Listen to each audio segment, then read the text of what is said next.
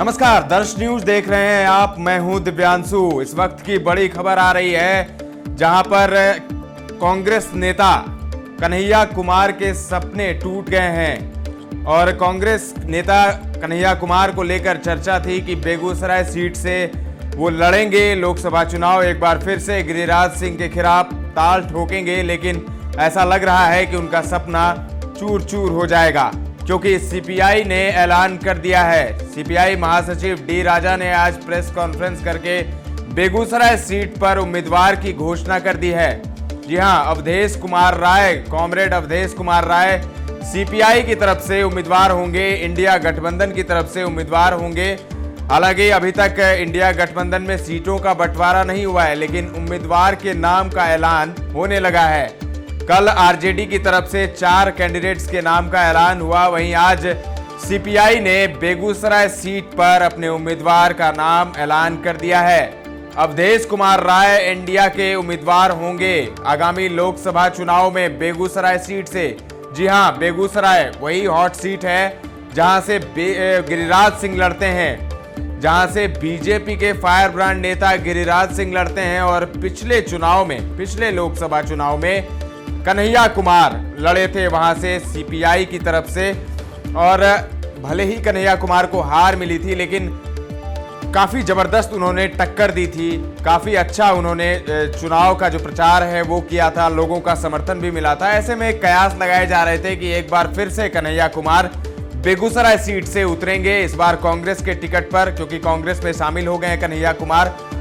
तो ऐसे में उम्मीद लगाई जा रही थी कि कन्हैया कुमार कांग्रेस के टिकट पर चुनाव लड़ेंगे, आगामी लोकसभा चुनाव में बेगूसराय सीट से ताल ठोकेंगे। लेकिन उनके सपनों को बड़ा झटका लगा है और ऐसा लग रहा है कि अब कन्हैया कुमार नहीं लड़ेंगे बेगूसराय से। लग क्या रहा है, बल्कि फाइनल हो गया है। इंडिया की तरफ से कौन होगा बेगूसराय के उम्मीदवार वो तय हो गया है।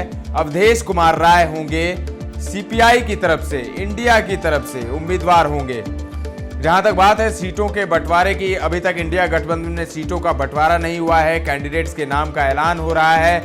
और वहीं इसी क्रम में आज सीपीआई महासचिव डी राजा ने प्रेस कॉन्फ्रेंस करके जानकारी दी।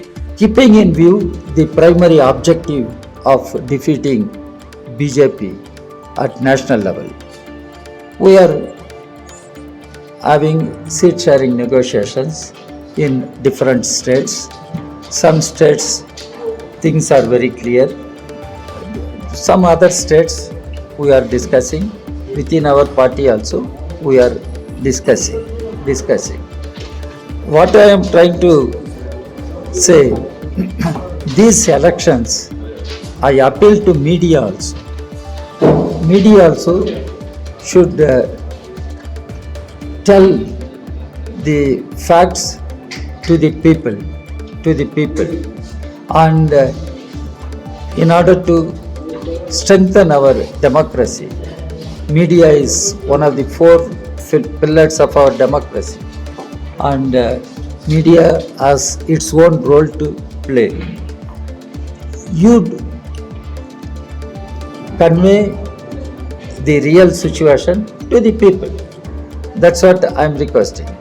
I know there is pressure from Mr. Modi government, BJP, the way they coerce the media to propagate their views. Even the highest judicial body has to say the public advertisements. There must be regulation on public advertisement and other things it shows. So friends, in Bihar we are contesting one seat definitely.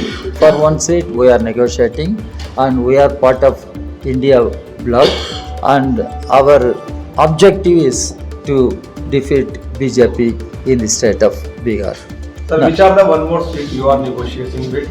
And the second question is will be the candidate of CPI-ML or the CPI on that seat? Where?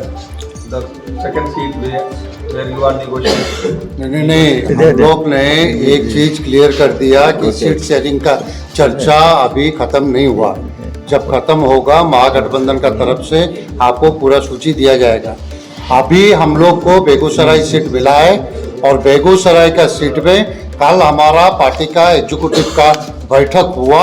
हमने ये तय कर चुके हैं executive में comrade Awadhesh Rai वहाँ candidate बनेंगे बेगूसराय। नहीं। बाकी का चर्चा हो। I am telling you, Begusarai has been conceded to CPI, and I do not think there will be any change. So Begusarai, our party will contest. And no, listen. हालांकि उन्होंने बहुत सारी बातें कही है आगामी लोकसभा चुनाव के मद्देनजर, लेकिन जो अहम बात उन्होंने कही वो बेगूसराय सीट को लेकर जो सस्पेंस था वो खत्म हो गया है।